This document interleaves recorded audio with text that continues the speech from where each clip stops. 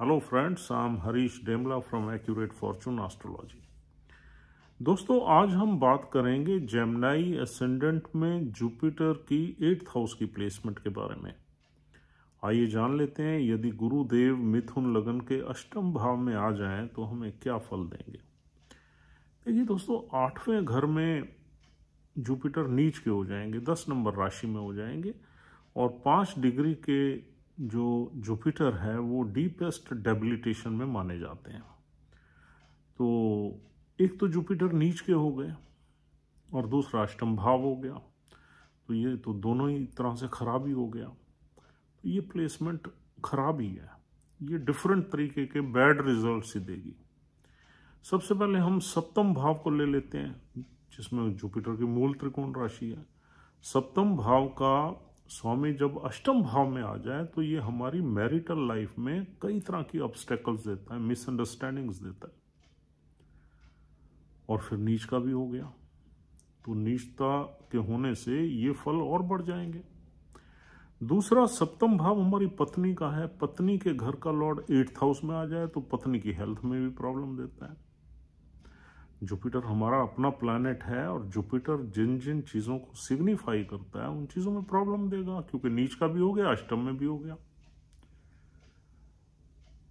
अब नीच का जुपिटर अगर हेल्थ को देखें, हमारी हेल्थ को यानी नेटिव की हेल्थ में क्या प्रॉब्लम्स दे सकता है, ये नेटिव की लार्ज इंटेस्टाइन में यानी कि कहीं ना कहीं उसकी डाइजेस्टिव सिस्टम में प्रॉब्लम देगा। एसिडिटी, गैस की प्रॉब्लम दे सकता है, पेट से रिलेटेड कोई रोग दे सकता है, या फिर मोटापा दे सकता है, क्योंकि चर्बी का कारक है जुपिटर। नीच का जुपिटर तो वैसे ही मोटा कर देता है इंसान को, तो ये इस तरह की हेल्थ से इश्यूज दे सकता है। लीवर से रिलेटेड प्रॉब्लम दे सकता है, जुपिटर लीवर को भी होल्ड करता है। अब वाइफ के घर का स्वामी है अष्टम भाव में, तो वाइफ की हेल्थ में भी कई तरह की प्रॉब्लम्स दे सकता है। तो ये वाइफ की हेल्थ को लेके, आपकी हेल्थ को लेके और हमारी मैरिड लाइफ को लेके ऑब्स्टेकल्स ही देगा। हाँ, ये देखना पड़ेगा कि ये जुपिटर किस नक्षत्र में है। अगर उस नक्षत्र का लॉर्ड बहुत ही अच्छा बैठा हुआ है, एग्जॉल्टेड है, ऑस्पिशियस हाउस में है, ट्राइन में है, केंद्र में है, तो फिर यहां बचाव है, मैरिड लाइफ को पूरा खराब नहीं करेगा ये, क्योंकि जो नक्षत्र का लॉर्ड है वो इन्फ्लुएंस कर देगा जुपिटर को अच्छे रिजल्ट्स देने के लिए। जैसे फॉर एग्जांपल, अगर जुपिटर श्रवण नक्षत्र में आ जाए और चंद्र भाग्य में ही बैठ जाए, अपनी राशि में ही बैठ जाए, 2nd हाउस में, ये बहुत अच्छा हो गया। चंद्र अगर केंद्र में भी बैठ जाए तब भी अच्छा है, लेकिन अगर चंद्र 12वें घर में चला जाए, चाहे वो एग्जॉल्टेड साइन है उसका, तो ये जुपिटर आपको विदेश की सेटलमेंट तो दे देगा, लेकिन मैरिज में थोड़ी सी प्रॉब्लम्स देगा, क्योंकि 12वां घर भी खराब है।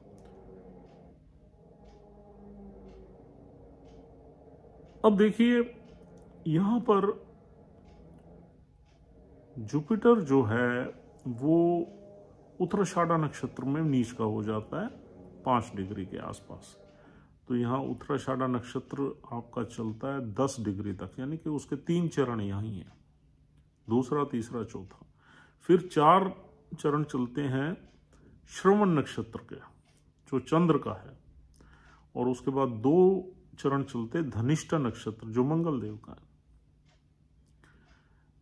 तो यहां पर अगर जुपिटर अपनी नीच की डिग्री से दूर चला जाता है तो यहां पर जुपिटर के उतने बुरे फल नहीं मिलते जितने कि 5 डिग्री के आसपास मिलेंगे। जुपिटर अगर श्रवण नक्षत्र में है तो आपको एजुकेशनल फील्ड में ले जा सकता है, टीचर वीचर बना सकता है, आपको लेक्चरर या टीचर बना सकता है। अब 12वें घर का भी 10वें घर का भी स्वामी है जुपिटर, जहां उसकी 12 नंबर राशि है।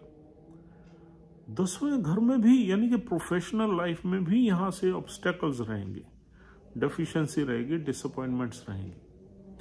हमारा जो कैरियर है, जो हमारी लाइफ है, वो इतनी स्मूथ गोइंग नहीं होगी, कुछ ना कुछ उसमें डे टू डे लाइफ में हमें प्रॉब्लम्स फेस करनी पड़ेंगी यहाँ के जुपिटर के बैठने के साथ साथ। और 8वें घर में जुपिटर के आने से थोड़ा बहुत हम कुछ रिलीजियस स्क्रिप्चर्स वगैरह पढ़ते हैं, थोड़ा ऑकल्ट वगैरह में घुसने की कोशिश करते हैं, वो चीज़ें रहेंगी। यानी कि जुपिटर का श्रवण नक्षत्र में बैठना या सबसे अच्छा है, मतलब जो कंडीशंस हैं 8वें घर में श्रवण नक्षत्र में फिर भी अच्छा है, क्योंकि चंद्र का नक्षत्र है और चंद्र और जुपिटर का मेल किसी भी तरीके से हो जाए अच्छा ही माना जाता है।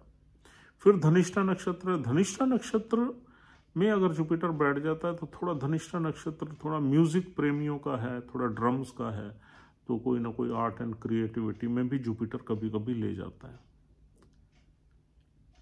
लेकिन 8वें घर में किसी भी प्लैनेट का बैठना, यानी कि 8वां घर हमारा डेथ एंड लाइफ का घर है, बीमारियों का घर है, ऑब्स्टैकल्स का घर है, डिफिकल्टीज का घर है, तो यहाँ पर दिक्कत रहती है। अब जुपिटर जिन जिन घरों को होल्ड करता है उसमें तो प्रॉब्लम्स रहेंगी। और जुपिटर की जहाँ जहाँ आस्पेक्ट है उनको भी इन्फ्लुएंस करेगा। जुपिटर की पहली जो 5वीं आस्पेक्ट है वो 12वें घर पे रहेगी। अगर जुपिटर जिस नक्षत्र में बैठा हुआ है उसका लॉर्ड भी 12वें में बैठ जाए तो विदेश की सेटलमेंट दे देगा आप, और नहीं तो 12वें घर पे जब जुपिटर की रहती है तो खर्चे वर्चे इंसान के ज्यादा रहते हैं, कोई डेट्स वगैरह के ट्रैप में भी आदमी आ जाता है। और फॉरेन ट्रैवल्स का यहाँ योग बनाता है जुपिटर, फॉरेन की सेटलमेंट का भी बनाता है। और जुपिटर की 7वीं जो दृष्टि है वो दूसरे घर पे रहेगी जहाँ जुपिटर का एग्जॉल्टेड साइन है। कभी कभी यहाँ से अगर कोई चार्ट का दूसरे प्लैनेट्स वेल प्लेस्ड हों तो हमें वेल्थ वगैरह का यहाँ पर जो है मिलता है, यानी कि वेल्थ वगैरह के योग बनते हैं। जुपिटर अगर श्रवण नक्षत्र में है सपोज और चंद्र 2nd हाउस में बैठ गया तो आपको इनहेरिटेंस वगैरह दिलवा देगा ये, या आपको किसी भी दूसरे आदमी की संपत्ति दिलवा देगा आफ्टर डेथ। और मंगल के नक्षत्र में अगर ये है तो मंगल को यहां नहीं बैठना चाहिए दूसरे घर में।